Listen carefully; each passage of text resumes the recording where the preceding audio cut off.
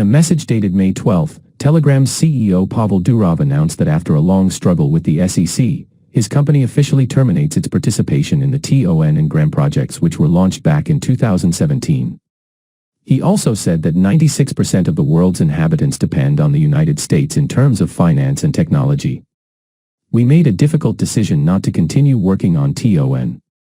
I am writing this post to officially announce the Telegram's active participation in TON is over, said Durov. The work on the creation of TON blockchain platform had been carried out for the last 2.5 years and the project itself should have received the name Gram. Pavel Durov called the decision of the American court paradoxical, because they forbade the distribution of cryptocurrency not only in the United States but throughout the world. After all, as U.S. residents may find an illegal way to access the platform in another country, this judgment implies that other countries do not have sovereignty to decide what is good and what is bad for their own citizens. If the U.S. suddenly decided to ban coffee and demanded that coffee shops in Italy be closed because some Americans could come there, we doubt that anyone would agree. He also noted that the U.S. can use its control over Apple and Google to remove apps from the App Store and Google Play. So, yes, it's true that other countries do not have full sovereignty in what they can be allowed on their territory. Telegram versus SEC seems like this is a complete failure of Telegram in the long-standing legal fight against the SEC. The SEC filed a lawsuit against the company in October 2019, a few days before the planned launch of TON.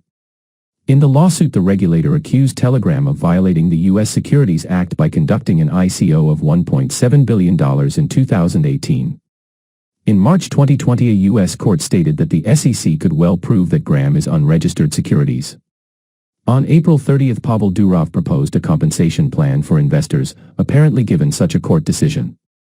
Launch done without Durov. If you didn't follow then, Telegram at the beginning of 2018 announced the launch plan for the TON blockchain platform. Telegram Group Inc. and its subsidiary TON Issuer Incorporated sold 2.9 billion tokens and raised $1.7 billion. The first launch date is October 2019, but the SEC has secured a temporary injunction. As a result, Durov promised to return part of the attracted resources. Investors agreed to postpone the launch date till April 30, 2020, and on March 24 the New York District Court recognized Gram as a security and temporarily banned the transfer of tokens to original buyers, including 175 investors. 2 weeks later, the TON development team, without Durov, launched its free TON network using software developments made earlier by the brothers Pavel and Nikolai Durov.